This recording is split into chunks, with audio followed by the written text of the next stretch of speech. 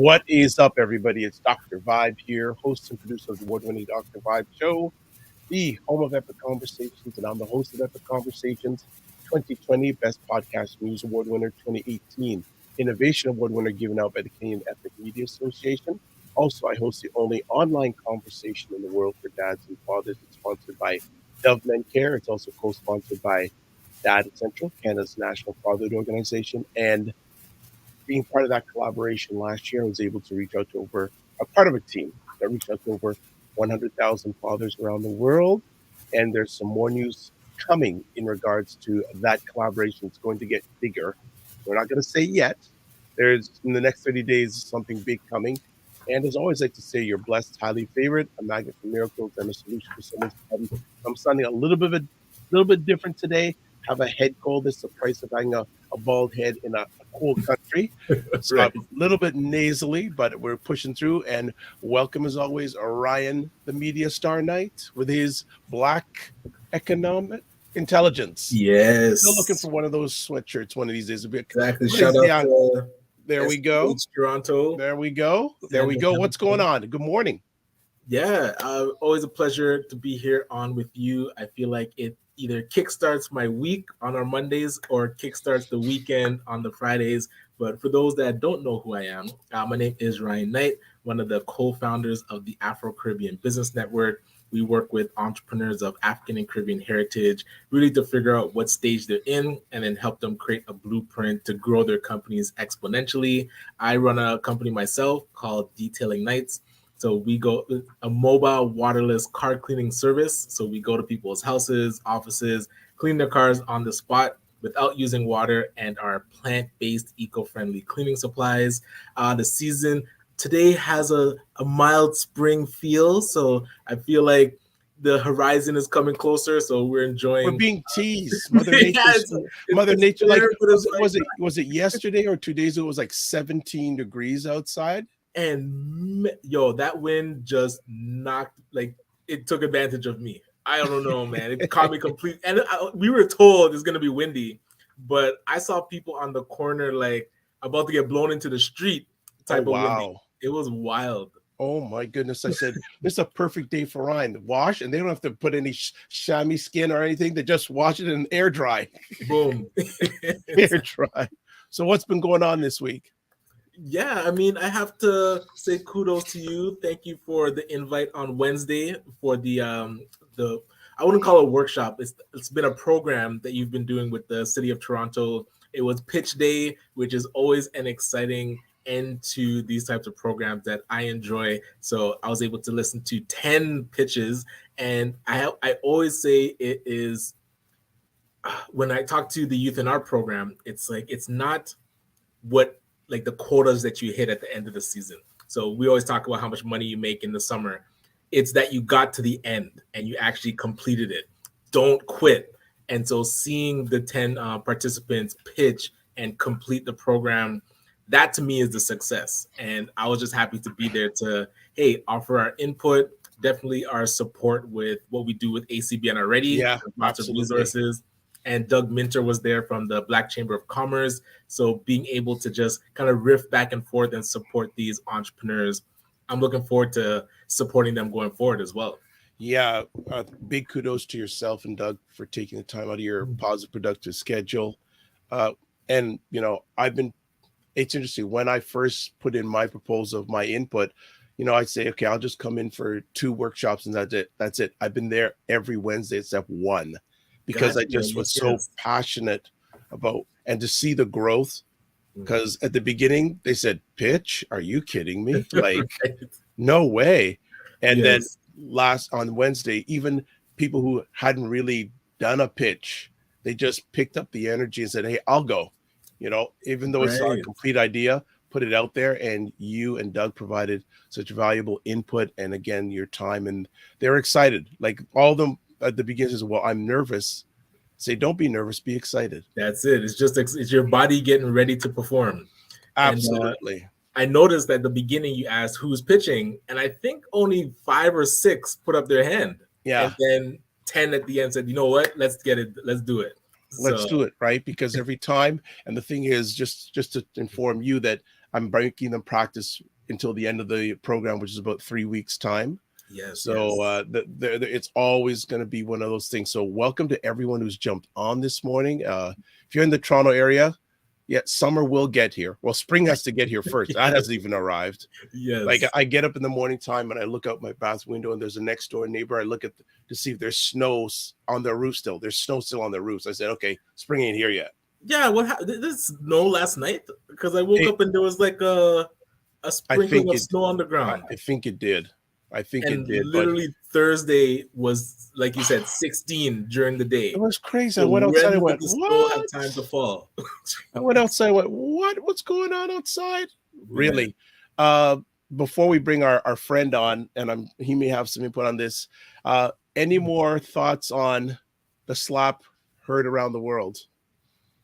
You know, it's the internet is so interesting in the sense that whatever your own opinions are, you can find somebody on the internet to articulate it. And I always be like, articulate it better than you. Like you can always find your tribe. There's, I would say more than two camps, but it's either protecting your woman at all cost camp, and then violence is just embarrassing to the Black community camp. And that was like an ego move by Will. And as I was listening to somebody talk about how it was more of about him than about Jada, that started to resonate with me because they had another angle where it showed Jada was actually not upset, Yes, yes, yes. You saw right? that video? You saw So that I video? was like, who was it really? What was that aggression really about? And the way Well, that a person articulated it was like, hey, it's interesting because if you look at the video, she's laughing and then she gives the cut eye, it, right. right? So So, sort of like, halt. Here's something interesting. If people want to see something, if you have time, go to Will Smith's YouTube page. okay. Click on the trailer video at the top, and it'll take you to. I spent a few minutes reading the comments, not one positive comment Oh on his wow. page. And these are people who are followers and fans of on in YouTube, Right. not one positive comment. Yeah, it's hard to spin it. I know people. I even Tiffany Haddish was pretty supportive of the move, of the aggression to protect his woman. But yeah, it's tough to defend that type of assault because that's what we've been trying. And I was sitting at home, and bear with me for a sec. No problem. This is going to be good. When you're saying bear with me for a second, this is going to be good. So Don't worry, our friend. We're just going to get through this point. We're going to bring it because I know he may even have a take on it. Go on. but I was going through the milestones, the accomplishments, and all the things that Black community has been, gaining momentum. And it was like, we're progressing. And then I hear the slap, and it was like we went back 10 years. It just slapped us back a decade in progress. That's how it felt to me. I don't know how it felt. Well, it's interesting.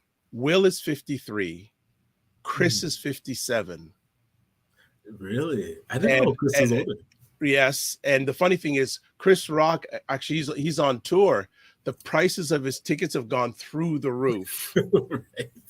for this content. And we'll bring on our friend after I make this comment.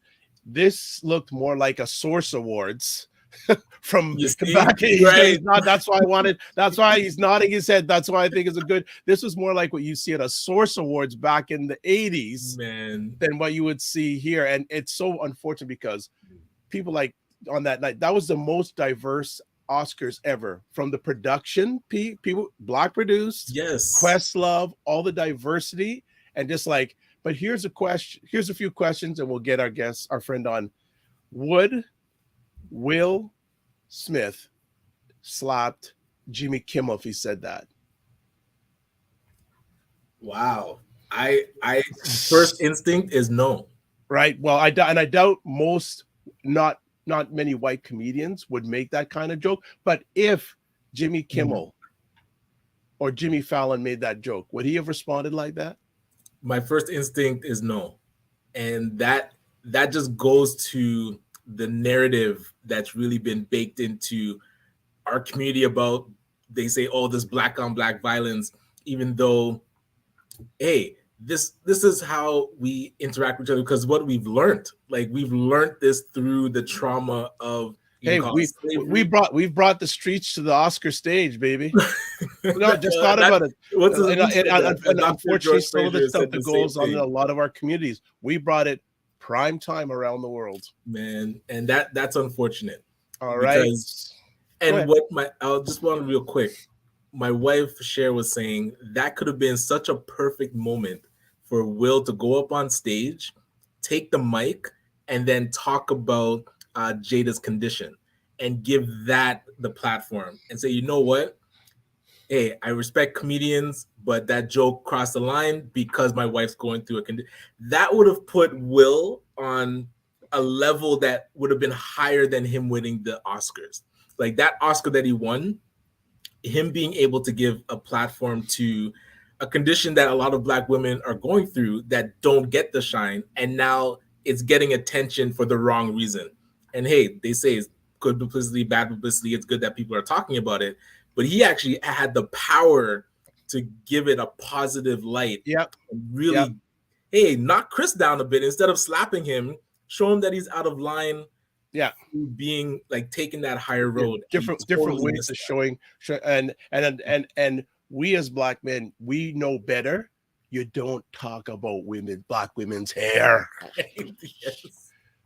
You know, Chris, and again, Chris did a documentary a few years ago about Black women in hair, so he's had a little bit of a iffy relationship with Black women. So I think, and I the next time I think we don't have a friend coming on, I think we need to have a full out conversation, because there's already comments about this already. But good morning, Doug Minter, saying absolutely, Ryan. There's good morning, Surf for Life. You know what? Let's bring our friend up and maybe we'll continue this discussion and then get into what he wants to chat about too, because we could go on forever. And I don't want to leave him back. He's here. So who's our friend with us this morning? Our returning friend. Yeah, and it was sparked because on Monday we were talking about the closure of BNC, which is the Black News Channel, and we're like, you know what, we want to continue that conversation a bit this week, and we thought a great guest to come on, because we had been talking about Black media and ownership, is our good friend Marlon Stephen, that is the founder of Square Circle Ventures and SCV Labs. So Marlon was gracious to carve out some time. So I knew Marlon would be all over this when we talked about that, because I don't know if he's chatted with you, but back channel wise, him and I have had conversations about the Black Network channel. So no surprise, and very happy to have him share with us this morning. Good morning, my man. How you doing? How's you and the family? Good morning. Pretty good. Still hoping to get through this now 6th wave, and really concerned that maybe we're not hearing a lot of information about it, because we get impacted the most and we don't have outlets to talk about that, right? So it's interesting.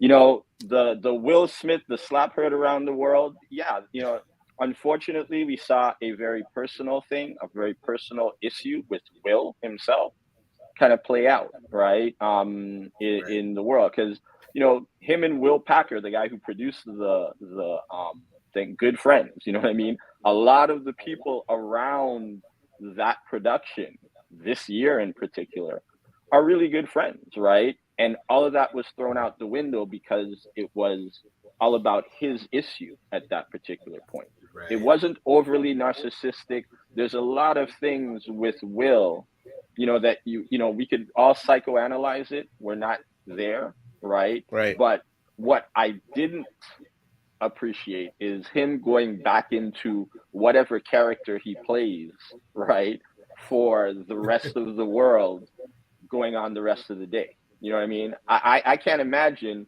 doing that and then going to all of the festivities after, parties and dancing and so, yeah. You know what I mean? The original apology, not kind of centering and going, what, this was me. You know what I mean? Kind of taking that responsibility, that accountability, and kind of coming back to it to try to even get to where Ryan, that was great, but you could tell that wasn't in his head. That's still not in his head. That has nothing to do. It was all about, hey, even the protecting the woman thing, I'm not sure that's there. It's like, I didn't do that in the past. Let me try and not be a coward here, right? There's a whole lot, as I said, no psychoanalyzing. That was about him.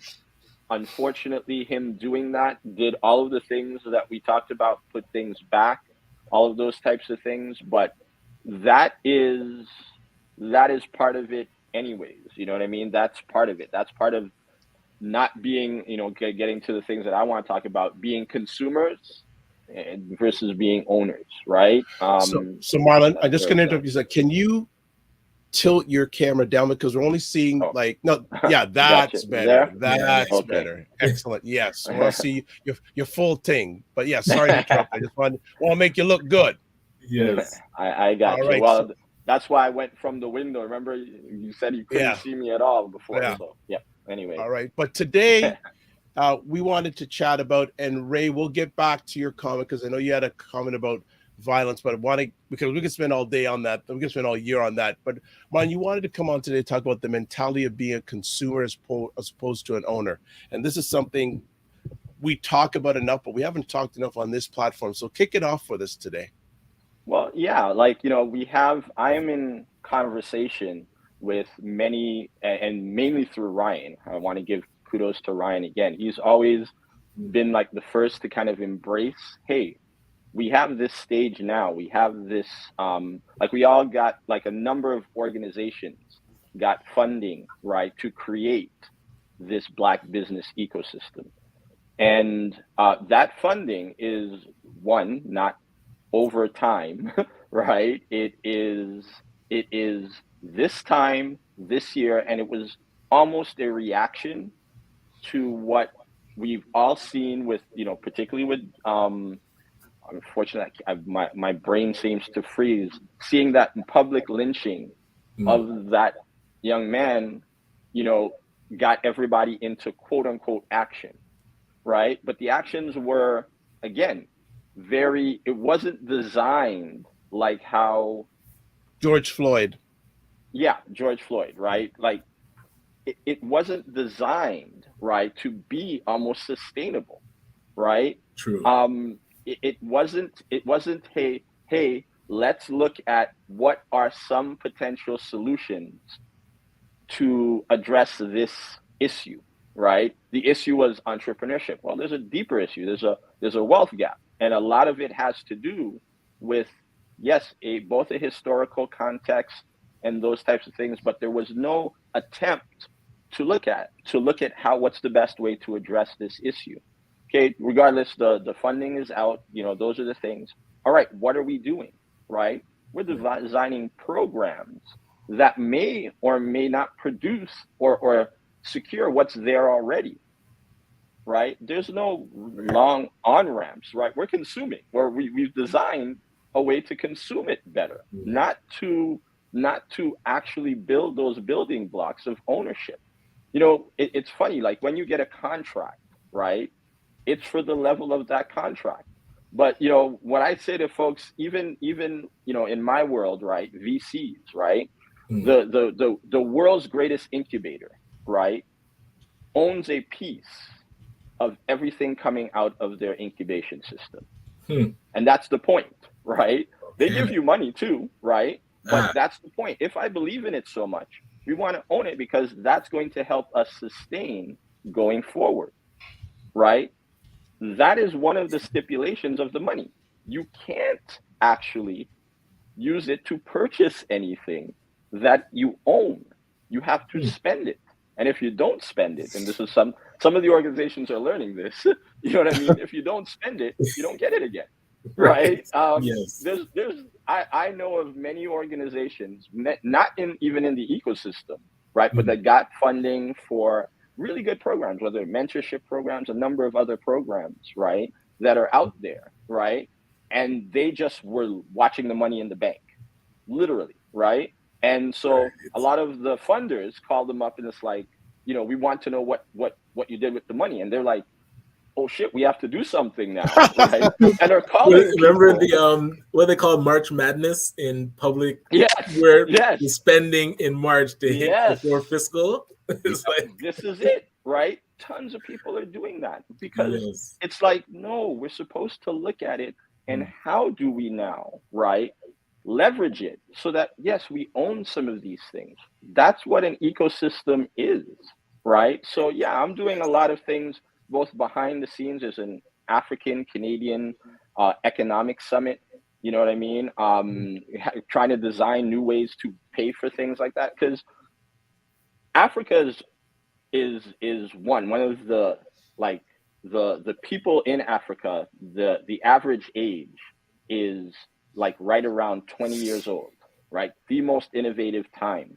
And what you have is underdeveloped infrastructure and a whole bunch of things that it's like you can make crazy money, right?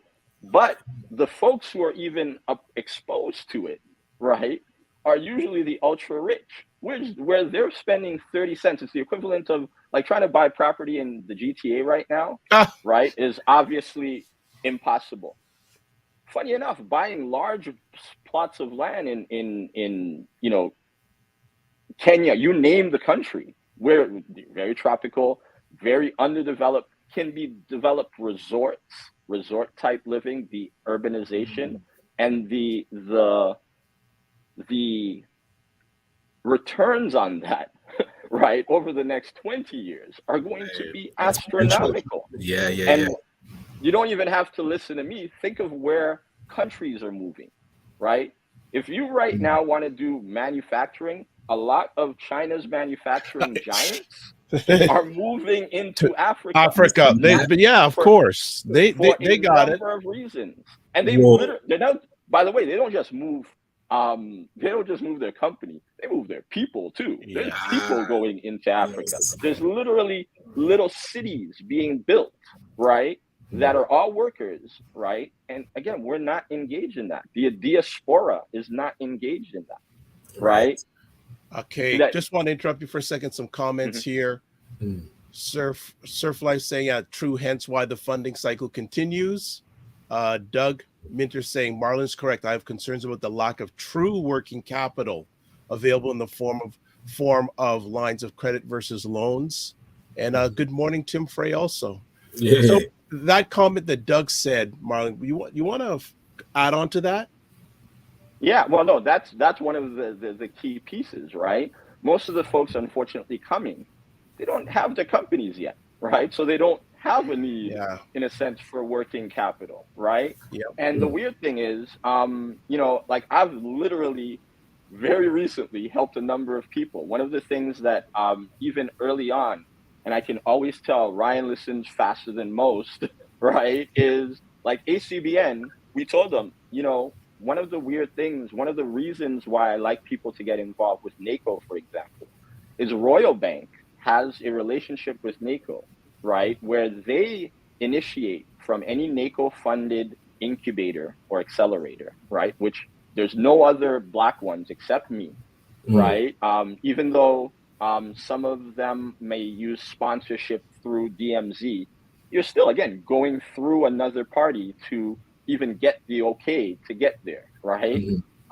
We're trying to make sure that we're in control of that more. But yes, there's a $50,000 credit line, right, attached to that with RBC.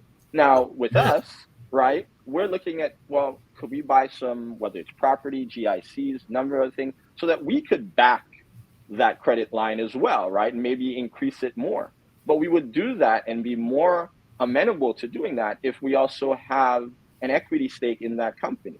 You see, one of the things that I'm trying to say to all the ecosystem members is have a stake in it. Then you work that much harder. Your network then becomes, the thing that you work.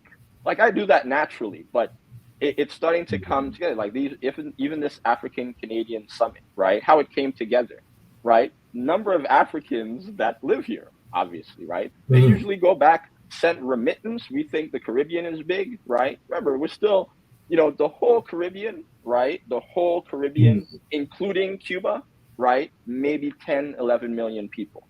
right? That is the capacity. Right. Ghana, 30 million. Nigeria, 40 million, right? You name countries in that, there's over 1 billion people there, right? Yes, So you yes. find solutions to whether it's move money around. It is just different. Remember, all of Canada, right? All of Canada is about approaching 40 million. The last census isn't through yet, Mm. right? When we're thinking about markets and who's going to buy products, services, those types of things, even Canada, right, would benefit from some of these trade movements happening. The government almost then, that's a reason to actually invest into the ecosystem as opposed to what they're doing now. We could say, hey, we have this infrastructure project. It'll be $5 billion, right? We're going to develop an ETF. We want you to back it, Mm. right? And help promote it as one of the things that you're doing, right, with the community. But Instantly different. yeah, Go ahead. are you seeing like that mindset of having ownership, or even I think there's at least 10 accelerators that are starting in this ecosystem. None of them I've seen with that model. So how do we introduce where us actually investing into our companies instead of just taking loans from the bank and saying like, because that money is just flowing out of our community. It's really supporting whether it's RBC, BMO, whoever has Yes, Black exactly. loan. Yes. Like, how do we Well, ship that for ourselves? that's how, well, we're doing it, right? We're slowly but surely, you've invested, quote unquote, not necessarily like through contracts or something else. I'm invested in, I want to turn that into stock into what we're doing. But what we're doing is still trying to empower our own community, right, to invest in itself. Like the weird thing is, there is a lot, our money, like just, how many of us have about 25? First of all, I've learned a lot since starting, right? I thought everyone was at, the level of sophistication that they needed to be, and all I needed to do was create this opportunity for people to get involved. I've learned, and very, very personally, right? That's not so, right? Like, as I said, I talked about it, a friend of mine doing well, works with a bank. Funny enough, a lot of these folks work at banks and are Yes. not financially stable to roll. As I said, that's Yes. where the consumer idea is there. I want to show you how much money I have, right? By buying a car that I am, working hard. Like when I look at my budget, right? 90% of it is taken up. I'm trying to keep up with the Joneses. I'm trying to make sure that I have a 3,000 square foot home. I have a the right cars, and everyone is wanting to see the thing of my spoils. That's being a consumer, right? It's really it's much like I'm pretty modest. No one ever knows how much I have when I don't have, right? And unfortunately, the last 2 years, right? Investing, doing those types of things, especially the hands-on that I've had, that I work the way I work, right? I had to like, whoa, I had to go into places and savings and investments that were not intended to touch for years, right? To survive, right? And at the same time, I'm thinking, okay, I want to work with these organizations, right? To, you know, the U.S. again, right? They've been doing this for a little longer, right? Right. So they understand. So a lot of it's funny, a lot of the not-for-profits actually fund some of the big VC funds that a really great example of this is First Round Capital, run by a Jewish gentleman, Josh Koppelman. The few times that I get to speak with this man, brilliant, all of those things, but he was an entrepreneur too, right? But that's where a lot of his money comes from not-for-profits. So that's also where he gets what I want to fund.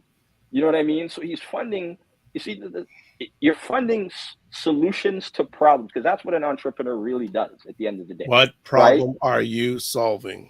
Yeah, right. Like again, the wealth gap is my big problem. So I'm always there's like a constant pivot, because I start learning.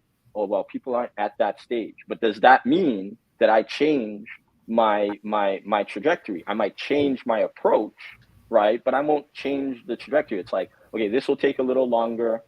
I need to switch this. Oh, I need to work with this. And you learn a lot as well. Like there's 30 different folks that got a little over 35 million or something. 30 different organizations, right? A little more than that, right? But it's actually around 40 that got close to 100 million. There you go. Yeah. Right. So 40 different organizations got 100 million, right? There's going to be a report card on this. Now we're actually going to create it too, but like, Yes. nonetheless, there's going to be a report card on this. And most likely what's going to happen is there's going to be a ton of programs, right? But I'm not sure how many viable businesses and businesses that go beyond the solopreneur coming out. And there's a number of reasons for that. The folks teaching, you can't growth, there's so much in my head right now, and I'm just trying to get it in the very clearest way, right? Because it's not about, you come in and you have to meet people where they are, right? That's the other thing that I've learned, right?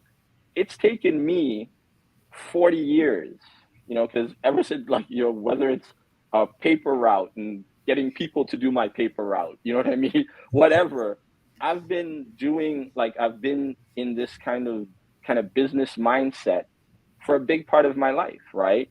I was never the DJ, right? I worked with the DJ crew and owned the DJ crew, right? But I was never a DJ, right? Because I always recognized, well, yeah, you pull people together, you execute their talents, and that's how you make the money, right? And it's not about multiple jobs, it's about making those efficiencies go, right? And at some point, I'm going to stop you just for a moment because I want to catch up, because there's been a number of comments. I don't want them to be left as you're going on here. So Macmillan Group's going, the opportunities on the continent aren't new. So why are Blacks in the diaspora so disconnected from that process? We don't have to go as far as Africa. Also saying even the Caribbean, there are the same opportunities as there is a young, entrepreneurial, educated demographic. Tim is saying, preach, Marlon. This is what I preach in my own ethos to all my teams and partners. Again, Macmillan Group, it is important to understand population and demographics when exploring opportunity. Great points, and thanks for pointing out the size of these markets in relation to Canada and Black Canada. Surf Life, amen. Surf Life, preach. Macmillan Group, we all make the error of assuming everyone is living at our reality. Mistake number one. So we're caught up with comments. Just wanted to catch up there. We'll start answering them as we take later on today, right? Ryan, myself, Doug Minter, and a Canadian who's been living in Africa. And I say Africa because he's never in one country for too long, because again, of trying to understand all of the opportunities. And the number of Africans here, right, are putting together an African Canadian summit. But even with the African Canadian Summit, Ryan's been on a number of calls of the things that I'm trying to pull together as a network. Cheryl Dorsey, who, yes, Dr. Vibe, we will get on here eventually as well, right? Yes. Was talking about all of those things. Her growth, she's looking at growing to the Caribbean, Africa, and we're probably going to be the conduit, right? Because that's part of the superpower. Hey, we have to know about them. Technology exists where we can know about them every day and we can understand them every day. We're just not taking advantage of them. We're taking time on LinkedIn, right? And doing that to get the most people, but not the people who are going to be impactful. I tend to, not everyone is going to be involved in this, but that doesn't mean that we don't think about everyone. The community doesn't invest. Saving is the problem. So investing is just another stage, right? Like, it's like,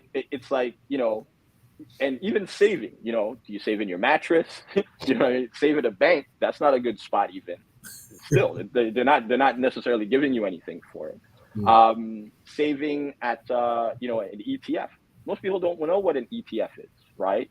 Exchange traded funds. All that means is other than a private equity thing of which I started, right? That's where I wanted to start. But then I was like, you know what? Maybe it's better as an ETF, right? Because I want individuals to get involved in that, but I also want them, if they have a liquidity event, right? Like, there's an emergency, they may want to need to get out of it right then and there.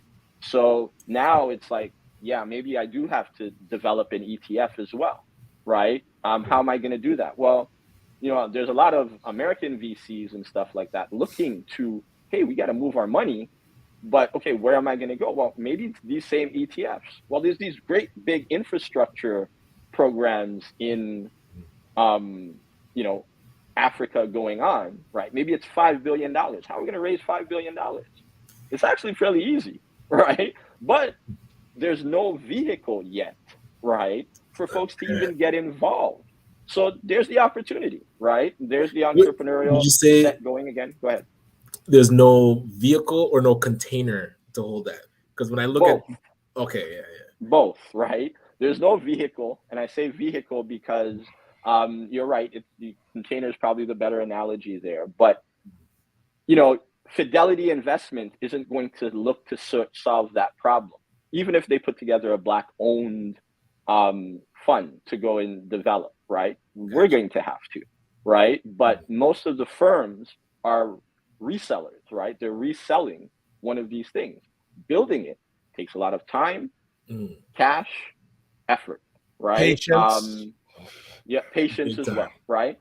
Try doing a VC firm, because again, you're not trying to go to other rich people. That's the weird thing about VC, right? The way it's designed, you have to be rich already, right? And they know where they want to move their money. Hedge funds, all of those types of things, right? They tend to be the biggest market as well. But the weird thing is that's the people, like Black folks are the ones who you need to invest in your own future. Yeah. But understanding that, again, having a vehicle for that, none of those things exist, which is an incredible opportunity. And a good entrepreneur finds the opportunity and starts pulling it together. You may change the tactics, but that's what it is. That's why I've been trying to talk to all of the other ecosystem folks, right? To say, well, yes, some of it, whether it's through contracts, like still do the job that you're going to do, but at the same time, develop a sustainability plan. Yeah. Ryan was like, he just immediately, he goes, we don't even have a budget. I don't even want to talk to the thing. I'll just get this much and then we will figure it out as we go along. That's literally what he said, right? Because it was like, yeah, I hear it, and this is how I'm going to be involved. And that's why most of the meetings that I will have on this, like I said, I'm working with Sherelle Dorsey. First thing she said is, maybe we'll have like a dinner up there, right? And I'll bring some of the VC folks, like, the Harlem Capitals, all of those things. And we'll have a dinner with most of the folks and discuss this more clearly. I've never been up to Toronto. So this is interesting you mentioned that, Marlon. Again, I'm going to put some comments up, but I also want to touch that point right there. Tim is saying none of the 100 million is helping Black businesses scale and franchise from 1 to 2 locations to 50 locations. It seems like the money is helping sole proprietors survive. Doug saying, I love the comments from Marlon about the relative consumerism in North America, and most of the world's financial systems are built on this. Let's see. So here's a question. Let's be honest here. Let's be real. If Sherelle brought up all those people, what percentage of the people that attend do you think are ready for that conversation? Well, that's why it's a curated experience. Right. Unfortunately, right, as I've been talking to a number of the organizations, a lot of the people running the organizations aren't ready, right? So, and it's not a photo op for me, right? It is a curated experience. That's why we're working so hard way before. Like I tell most folks, the event or the actual like sit down, that's kind of the celebration. Before that, it's like how, where, when we're going to do, and it's not going to, the news isn't necessarily going to know about this because I tend to I'm only doing something when there's something to do, when there's something to say, right? Making a big announcement about my $30 million fund, and then 3, 4, 5 years later, I still don't have that fund, right? Isn't helping anyone, right? Again, even that fund, as I said, the higher end of the, like, you know, I have VC friends of mine who is like, yo, if you crowdfund it, nobody of note is going to participate in it. And I'm like, well, that's crazy, because but he gave me the practical reason why. He goes, the people who write the smallest checks are the ones who make the most noise. So right? let's just interrupt there, and let's now hybrid that on in regards to the Black Network channel compared to what Roland Martin is doing. Okay. So I could give some background, but obviously give some people some background on what happened with the Black Network channel compared to what Roland Martin is in, because he did the crowdfunding route. Yeah. No, well, the bottom line with media is you have to have an audience before you increase your production values or level, presence, value, whatever you want to call. You know, because a lot of folks, like, you know, again, folks would call me, hey, we have to save the radio station. We have to save the radio station when that was going down. I was like, no, we don't. There's a problem, right? We have a problem in the media. If it's not subsidized, it doesn't exist. That's why I have a hard time thinking that I'm going to build a media conglomerate from here, right? The population isn't big enough yet, right, to support it. So unless it's a much more mainstream, and don't get me wrong, radio is a unique space where most of the you know, if you do R&B and rap, and we populate it, right? We're the production, right? The issue with that, you still pay licensing fees for all of those things, right? And you still do all of those other, you still have a cost structure, fixed that costs, is significant, and they're fixed. You have to pay them every month, right? So if you're not attracting an audience, it's why I said about, like, the restaurants, right? There's lots of people who love Caribbean food, but if only Caribbean people are buying it, you're losing. And I don't mean that means you change something. You make it more authentic. That's the point. They want to come and get Caribbean food, but they shouldn't feel like they're doing you a favor being there. If your service levels suck, if all of those things, they're not coming back. Yeah, it's ironic. I'm going to give you an interesting example. Yesterday, I went out to pick up some food at a chain, probably the most prominent West Indian chain restaurant, takeout place in Toronto. Not going to give the name, but if you may know what I'm talking about. So I went in there. So I put in my order. It was supposed to be ready at 6:39. I got there at 6:30. I didn't get my food until 7:10. That's not bad. What was really interesting, though, is that there was a couple that came in to order food. And this lady was busy and all that. She didn't even acknowledge them, and they end up leaving. Okay. You see that? I said, wow. Like, she didn't even acknowledge that they were waiting. And, okay, they were not melanated on top of it, right? And they were there for a few minutes, weren't even greeted. And I'm not doing a stereotype thing. I'm just saying this is something you can't do, because that money helps your restaurant. Like, that's the 10x crowd that you're looking for. Well, listen, I still, yeah, go ahead. Because now that person that walked in there and left is telling this same story to other people that could have come and I could tell by their communication, they were not, English was not their main language. I think they were from either a Spanish or Portuguese community. That's money you want in the community. Listen, there are some cultural businesses. You know, Dr. Fraser, for example, talked about Chinese food. You will go in different places and you will see it. You need, you know, and it's weird. There's a Canadian version of Chinese food, and an American version of Chinese food. Because General Tao, my son I always tell this story. My son, when he went to Trinidad, right, went to get, General Tso's, because that's one of his favorite things. It did not look like the General Tso's here. So he was like, What? okay, well, I'm going to be concerned when I order it. Same, he goes to Atlanta, same thing. It doesn't necessarily. So Right. it is this unique thing where there are quote unquote cultural businesses that we can sell. We don't have one of those large. I often talk about Turtle Bay, UK, right?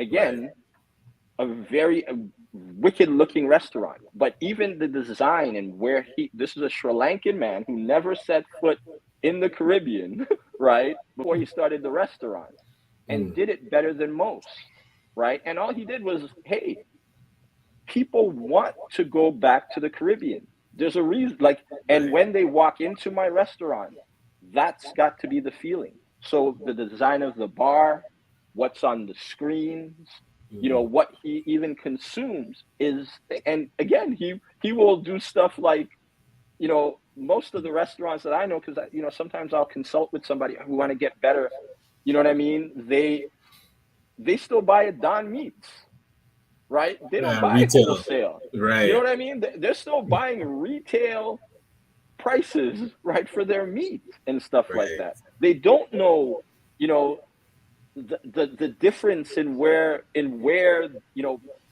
sales. Hey, we sell more chicken on Tuesday. We do this.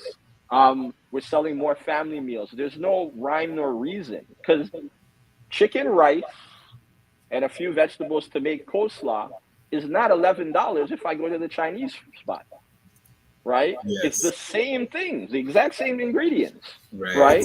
Trust me, jerk spices aren't the addition of the additional money. It's because their costs are way too high already, right? Yeah. And again, these are some of the both ideas and things that we should be supporting, developing. McDonald's, a great example.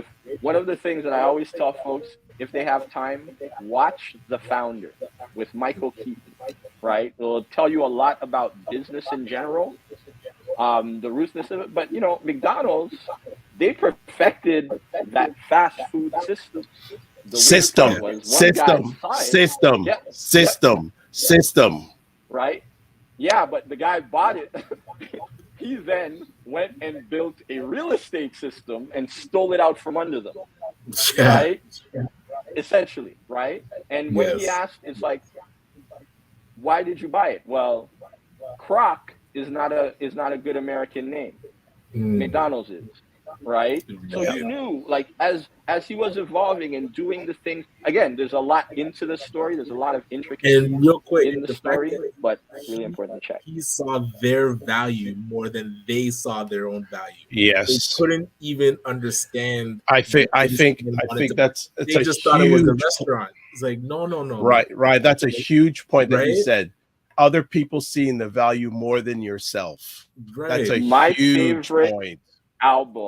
My favorite album, I've done work with JC, I've literally helped build that whole brand now, but my favorite album is 444, and it's a number of the songs in it, right, including, of course, the one that everyone knows, the one that got him into a lot of trouble, right, the NIGGA one, right, where he's like, I'm not black, I'm OJ.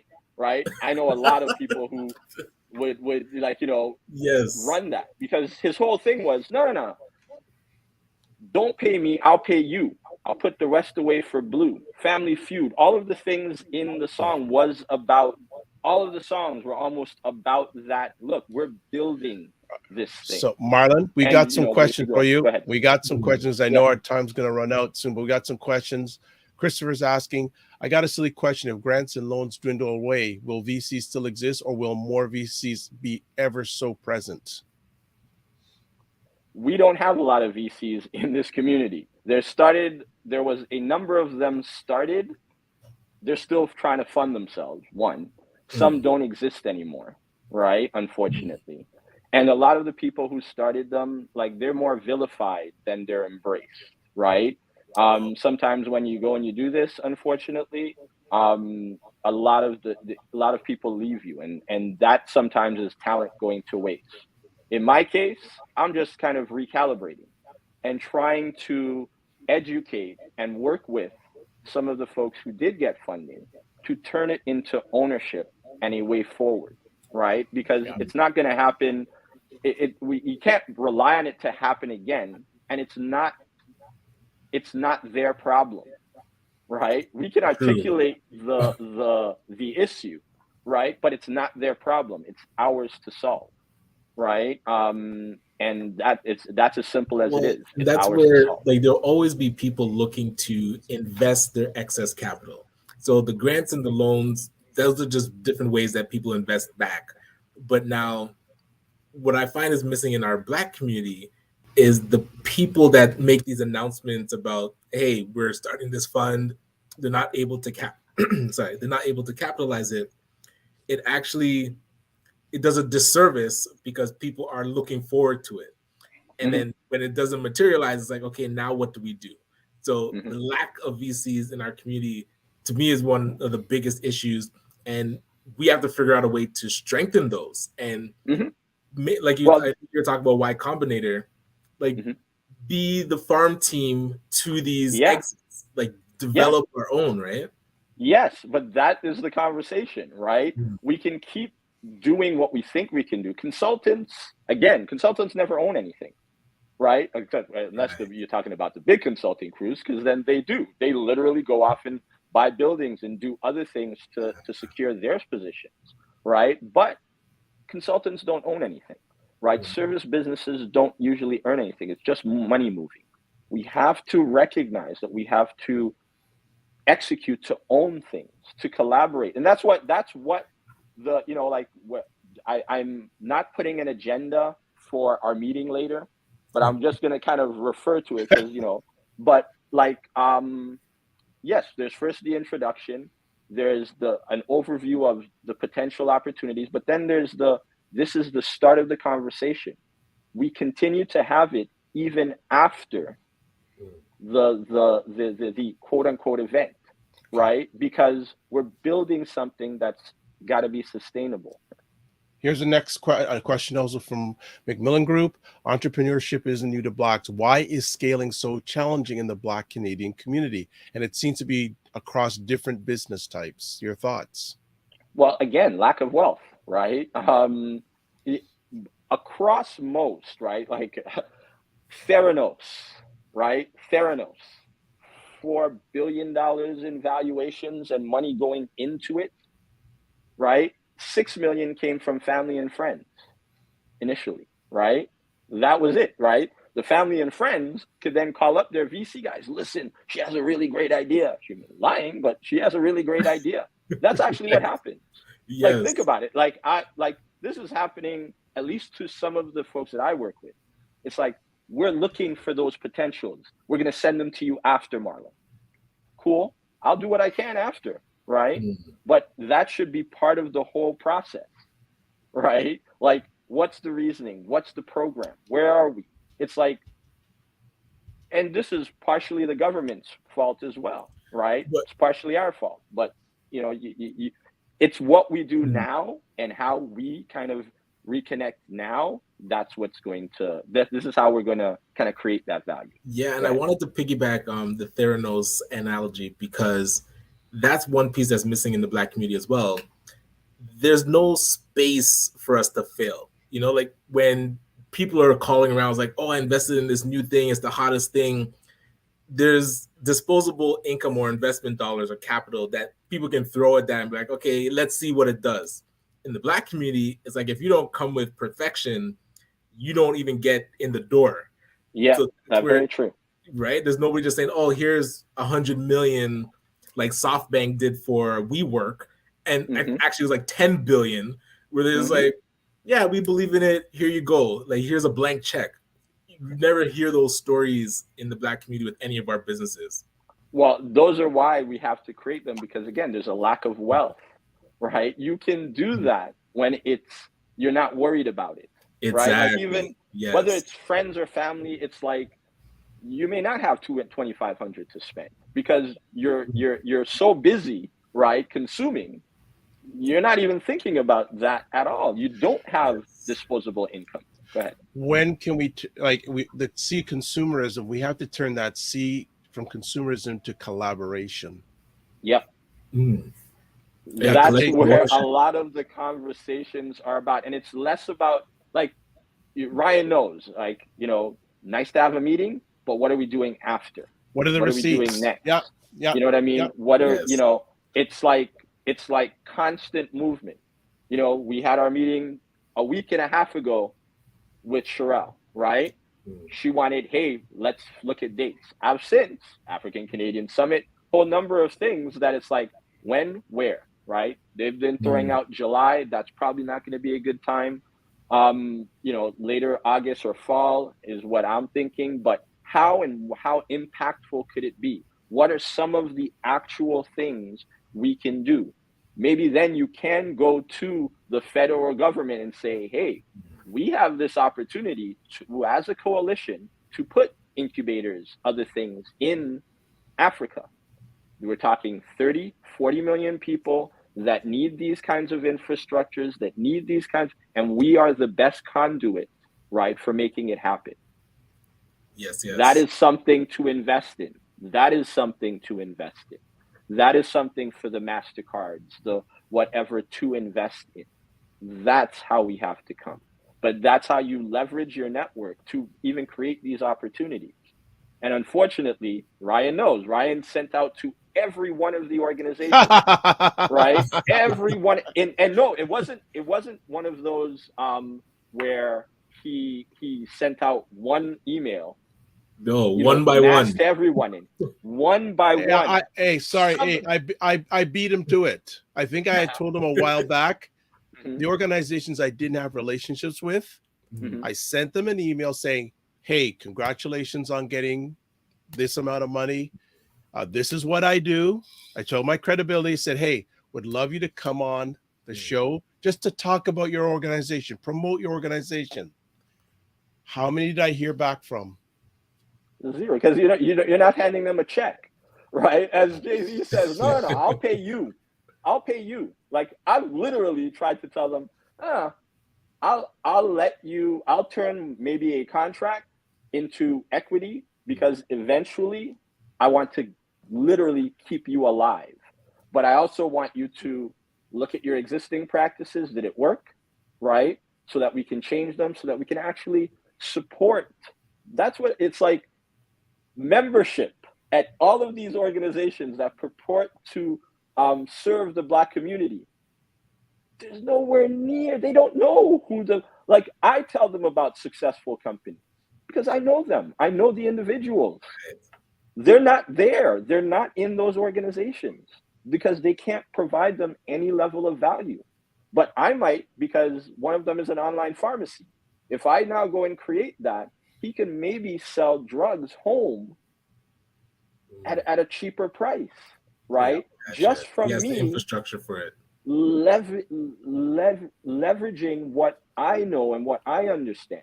And yes, eventually going to Ryan, okay, now we have something to go to the government. And if they don't fund it, they have to answer why. Exactly. Right? Yes. That's really, really, really true. I fully agree. It's all based on relationships, really and truly. Like your a lot of it is is relationships, and also people realizing they need help and asking for help. Oh, I always do, whether I have millions or not. It's how I've learned. Like I came into an industry at a time, I've been in tech since the early 90s. That's when there was no Google then. There was no Facebook then. There was Yahoo starting. You know what I mean? There was a number of things. Many people don't know. Vibe magazine, a media company, was the first, not Wired, who was also in that group of companies. Vibe magazine was the first thing online. The first magazine online. They had the first Vibe.com. And because of the people involved, because there was Black folks running that organization, right? They just started like literally collaborating with many people. One of my literal best friends, I didn't even realize he was a Nigerian until the other day, a Nigerian American. Like Sadiq Bello, right, is who invited me, Omar Wasau, who's now a professor at Harvard, Dread, half Jewish Dread, right, that used to do tech ecos for Oprah when she was on, right? So all of those Oprah, there's lots of things. Got tons of money from Samsung, again, just from being in New York, right? I got introduced to all of those things and all of that big money, and because at that time, your propeller head, the fact that you could do stuff and put stuff on a screen on the web and stuff like that was in high demand. Not many people could do it. There wasn't classes on doing it or anything yet.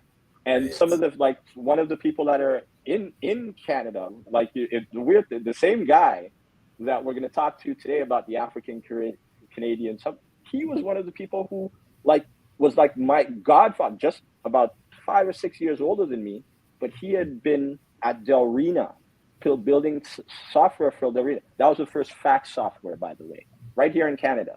Delrina, right? Cool. Which then went to FrameMaker, which was the basis for PDFs, right? He went on to be at Adobe and for years was an executive at Adobe, made tons of money in that space, right? I would get all my Adobe products from him. They were trying to recruit me at one point, right? He, right, went back to Jamaica with his earnings to develop a transportation system better, right? Bought trucks and something, got taken, whatever. But now he's in Africa looking to do the exact same thing, right? And it's like, you know what?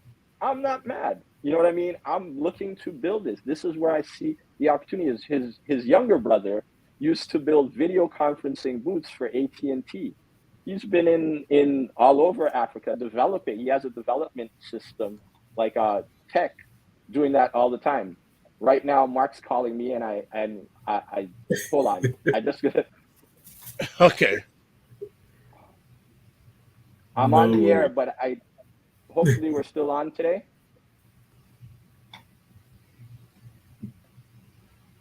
I can mute him for a second. I'll just mute him for a second. So, folks, we're going to start winding. Well, I don't know. We're going to start winding it down pretty soon. But as you see, Marlon is dropping knowledge bombs. And as you see, you've got some insight on a power meeting that's happening this afternoon with some of the giants of the environment, the Black environment. Oh, okay, he's back in. So here we go. Yes, I'm sorry. There we go. Yes, but we're literally just trying to now start to organize these things. Doug Minter, Ryan, some others, those are two of the organizations that have already kind of joined in. Please, all of them join in, because we have to actually create these opportunities and strengthen ourselves, or else they don't get done, period. One last question here. Christopher Lawrence says, how does an entrepreneur receive money from Samsung? That's a long answer. The office is in Meadowville. Take that offline. Their venture arm is completely in another space, right? As I said, there's even introductions, sometimes when you're at a university, because one of the incubators, right, at a university, U of T, my alma mater, actually, right? But the gentleman, he's like, look, that's my job. I still want to engage with the rest of the community and strengthen this ecosystem outside of it. So he's taking and this is something that isn't happening a lot. Not a lot of people are going on the line to say, well, that's my job, but I still am going to work to kind of strengthen this ecosystem, even though my job is about getting more students into U of T, right? Perfect example I'll give to Christopher and other people here. There's a gentleman who I know we haven't seen each other for 10, 11 years. And he is the business development manager for a large, how can I say, stationery company, one of the large brands. I'm not going to say the brand. So I reached out to him. I sent him a video introduction, just catching up with him. And I said, hey, is there any way that what I'm doing, there's any potential collaboration with your brand? because he's the head of business development. I didn't know anyone there, but I said I'd start with him. Yeah. And he messaged me back saying, I won't take you down the rabbit hole of doing it with this company here. I'm going to expose you to another community where you have a lot stronger opportunities for collaboration and to make some dollars. So Gotcha. as I'm saying to people, shoot your shot. But if what I would say to Christopher is, where's the alignment between what you're doing and what Samsung's doing? If you can't recognize the alignment, don't even start. Don't even start. And that's something that's part of what not I do, what I'm trying to make sure all of the ecosystem folks do. That's naturally what Ryan does as well, right? But, it's one thing to be exposed to banks. It's another thing to be exposed to stuff like NACO. I'm sure he learned a lot in that global summit, right? On what Canada is trying to do with their diaspora, right? There's a lot of that early money, right? One of the co-founders of eBay, PayPal, right? Canadian, right? They're billionaires. They send it back through the community. They have literal conversations, right, with Justin Trudeau, and they'll talk about it and they'll say, oh yeah, we'll do this taxpayer funding to help you here. It's like, all right, cool. I'll put the rest and we can go. This is where we need to be. But if you don't own anything, and if you're just a servant of it, there's not much that you can really affect. So Christopher's asking, do you think restaurants would receive better profit margins if they invest in their customer service? Yes, and their supply chain. Sure. Yeah. Buying at Don's Meats doesn't give you much opportunity to develop. Yeah, it eats up all your number of ways. So your margins get eaten up, and I think to know your costs. Know your costs. There's ways to do it. There's so many ways. There's so many. That's part of the solution. Why isn't there a black restaurant buying club? You're buying the same stuff. Yes. Goat, other things from the same place. It's a great way to cooperation, co-opetition, whatever you want to call it. Yeah. Doug Minter's favorite word. Yeah. Like, again, too, why isn't there a black, how can I say, distributor of all these products to these organizations? Well, that's, there's I can name you so many immigrant companies that did exactly that and are billion-dollar companies servicing their community, right? So Make It Happen Show wants to know about what meeting are you referring to that will take place after. They'll update you. We'll update you. Either here or through their channels. Probably here too. You'll get updated. Christopher's saying, who in our ecosystem specializes in this training topic of customer service? Brian, would you have anyone watching right now? Tim Frey is a great trainer. Yeah, there's also, I know that Chamber of Commerce has programs of customer service. I know about 2 or 3 people that provide Afrocentric customer service. Gotcha. There's a difference between customer service and Afrocentric customer service. Again, won't go into the details, but I was involved in an organization that hired an educational institution to do customer service training to a totally black audience. Listen, there's very few companies, right, in our community that even have a training program internally. You just jump in and you're on board. You don't get stuff like, I've always said, one of my first things would be this, right? McDonald's used to have on their board Smiles Free. I would be like, you can get fired, family, friend, whatever. You can get fired, right, if you berate unnecessarily any customer. Of course. We are starting to find, like, literally, you can even find where, you do your own service thing. You send a friend in. How long did it take you to get service? You have a meeting on that. Yeah. Right? Yeah. Like that, those things, it's like the fact that it's there, people know, they're aware, you know what I mean? But if the person behind the counter doesn't care, it's going to permeate everywhere. Yeah. Everywhere. Bad news always travels fast, and digitally it travels even faster. Right? Exactly. Because Stacey Ann is saying we need to group buy, especially in the retail hair industry. I never say never, but that train has already left. Yep, long time. And Long that's time. the other. It again. We have so many things with just collaboration right now. If you wanted to source black hair, funny enough, right? You have like this summit might create that opportunity. Yeah, There's 30 million people who can supply some of it, right? But where absolutely. would you buy it right now? That Right, connection has to be created and right. used for us to start seeing those gains. So Stacey Ann saying group economics is everything. Well, yes, I agree with that. Chris is saying hashtag Tim Frey. Stacey Ann saying we should be dominating the ownership of digital streaming services, but we keep putting our digital creations in other people's platforms. Interesting. Nicole is Remember, saying Jay I've Z done that bought for some of one. my clients. Mhm. I have to go back and catch up. Yes, you do. You know what's interesting? I was mentoring an entrepreneur the other day. I met her for the first time, and I said, like, what's your goal for the business? Oh, I want to sell it within 2 or 3 years. Okay. I said, I go, okay, is your plan to sell it to someone who looks like you? No, whoever gives me the most money. Right. Well, that just goes to show you. Like, think of saying that to a VC. There's VCs who love that idea because they'll be the buyer, right? Maybe Yep. if it's a good business, right? But there's other folks who, and this is the weird thing about VCs, particularly in the early startup seed stage. It's more about the founder. What is your vision? Because I want to help you see that. You were talking about WeWork. The SoftBank guys saw the same vision. It's like, yeah, we want to see that. It wasn't about the money.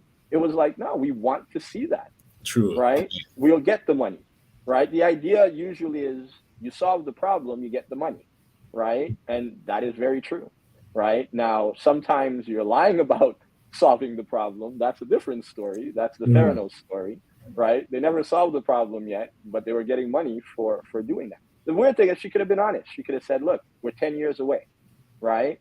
But you would have probably gotten less money, and Walgreens wouldn't have said, "Yeah, let's Oh, let's let's 100%. put some clinics together." Yeah. So What? Oh, What did they? Anything you want to add, Mr. Ryan?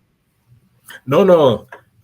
Listen, I know we're over time and I do got to run, but Marlon, always appreciate these conversations. Looking forward to the meeting later.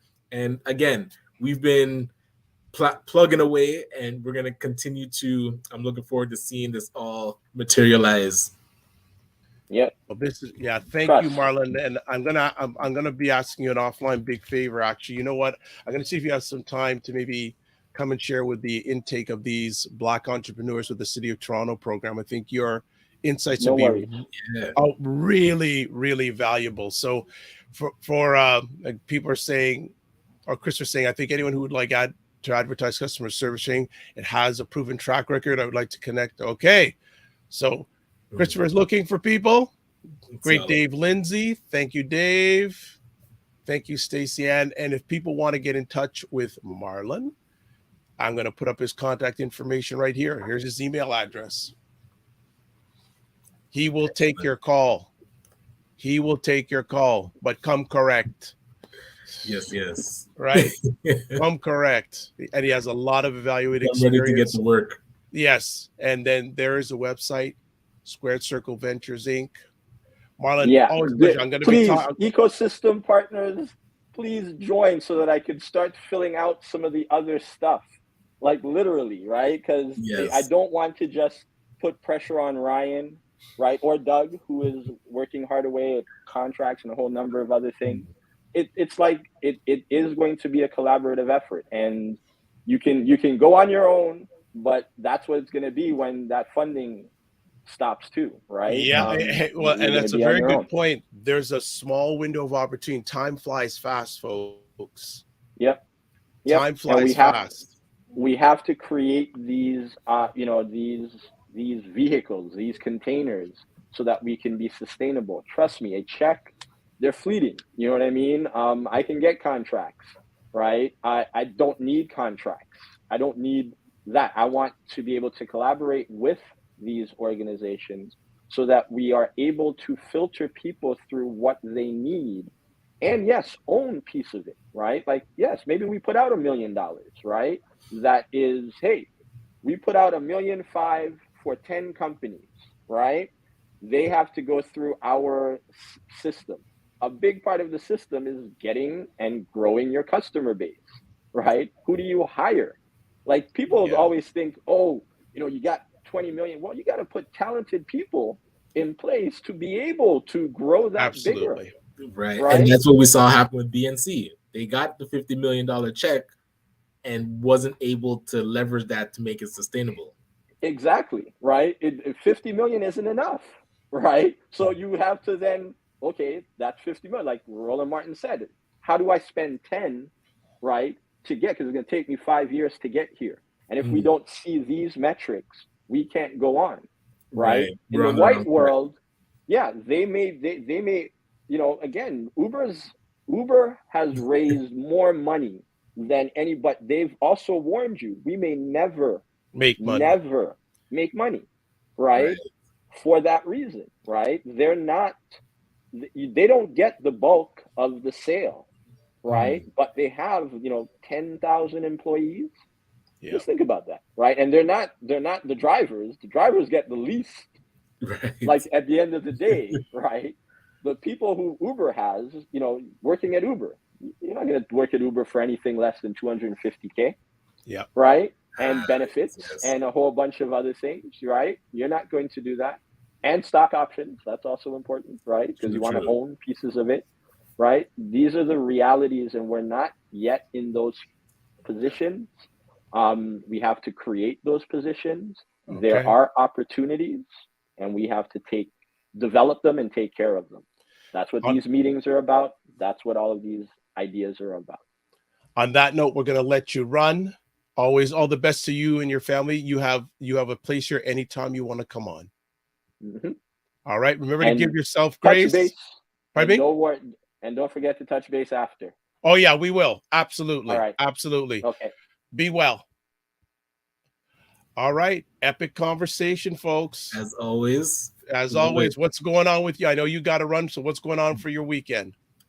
Good question. This weekend is pretty quiet, actually. So tonight, First Fridays is happening.